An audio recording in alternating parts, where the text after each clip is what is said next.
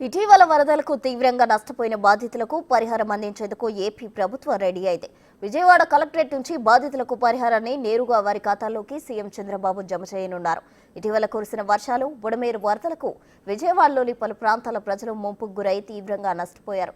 మొత్తం 16 జిల్లాల్లో ఆస్తులకు, పంటలకు నష్టం జరిగింది. విజయవాడ మునుపెన్నడూ చూడని వరదలకు అతలాకుతలమైంది.